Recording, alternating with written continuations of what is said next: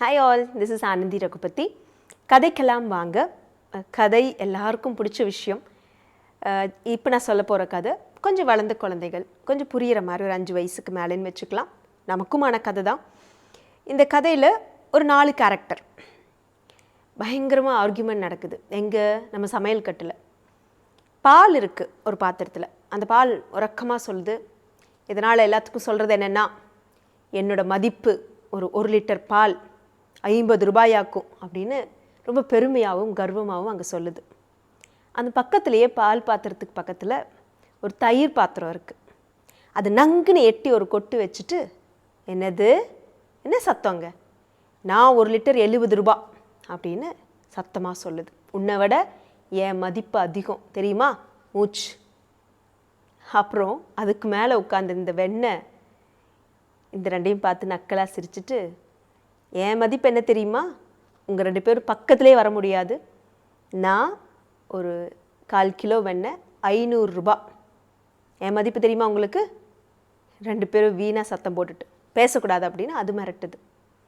இந்த 3ம் பேசிகிட்டு இருக்கும்போது அங்கே ஒருத்தர் அப்படின்னு தொண்டையெல்லாம் கனைச்சிட்டு, தேவையில்லாமல் சத்தம் போடாதீங்க, யாருமே பேசுகிற கருகதை இல்லை, நான் 1 லிட்டர் நெய் 1000 ரூபா அப்படின்னு சத்தமாக சொல்லுது. அதை பார்த்த உடனே பாலுக்கு தயிருக்கு வெண்ணெய்க்கெல்லாம், ஓ நமக்குள்ளேருந்து போகிற ஒருத்தனுக்கு எப்படி இப்படி ஒரு வேல்யூ அப்படின்னு வாயடைச்சு போய் அவங்க உட்காந்துருக்கு. இதை கவனிக்கிற எல்லாத்துக்குமே என்ன சொல்லணுன்னா, பால் தான், அதுலேருந்து வர்றது தான் தயிர், தயிர்லேருந்து வர்றது தான் வெண்ணெய், அந்த வெண்ணெய் தான் உருக்கி நெய்யாகுது. ஏன் இப்படி அதனோட அளவுகள் அந்த 1 லிட்டர் தான், ஆனால் ஏன் இப்படி விலை மாறுது அப்படின்னா, குழந்தைகிட்ட சொல்லி புரிய வைங்க.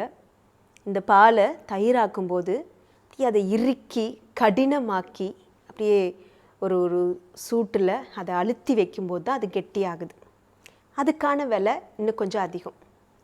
இப்போ அந்த தயிருக்குள்ளே இருக்கிற வெண்ணெயை பிரிக்கணுன்னா அதை போட்டு மத்தில் கடைஞ்சு அது ஒரு உருக்குலைஞ்சு அதிலிருந்து மேலே வர்ற ஒரு க்ரீமியான, எப்படி சொல்கிறது, மேலால் இருக்கிற உன்னதமான பொருள் தான் வெண்ணெய். அதை எத்தனை கஷ்டப்படுத்துகிறோம் அந்த வெண்ணெயை கடைஞ்சி எடுக்கிறதுக்குள்ளே. ஸோ அதுக்கான மதிப்பு அங்கே இருக்குது. அடுத்தது வெண்ணெயிலேருந்து நெய்யுக்கு ஆகிற ப்ராசஸை காமிங்க குழந்தைங்களுக்கு.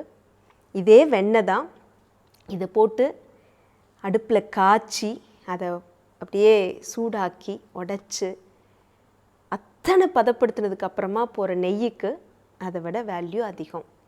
ஸோ ஒரே பால் தான் அடுத்தடுத்த நிலைக்கு போகும்போது அதே அளவுகள் இருந்தாலும் அதனோட விலை பிரம்மாண்டமாக ஆகிறதுக்கு காரணம் தன்னைத்தானே கஷ்டப்படுத்தின்னு சொல்கிறத விட ஈடுபடுத்தி அடுத்தடுத்த நிலைக்கு பொறுமையாக தன்னை கையாளுறவங்களுக்கு எப்போவுமே மதிப்பு அதிகம். அதனால் எல்லா கஷ்டமும் எந்தெந்த சூழ்நிலையில் என்னென்ன வந்தாலும் நம்ம குழந்தைங்களுக்கு சொல்லும்போது பால் தயிர் இதெல்லாம் சொல்லும்போது அவங்க லைஃப்பில் எப்படி கனெக்ட் பண்ணுறதுன்னு சொல்லி கொடுங்க. இப்போது இன்றைக்கு அம்மா வீட்டு படம் சொல்லி கொடுக்குறக்கு, உனக்கு ஹோம்ஒர்க் சொல்லி கொடுக்குறக்கு நான் இல்லை, நீ ரொம்ப கஷ்டப்பட்டு ஒரு கணக்கு போடுறேன்னு வச்சுக்கோவேன், இந்த அம்மா இங்கே இல்லாமல் போயிட்டாங்க அப்படின்னு அம்மா மேலே கோவப்படக்கூடாது.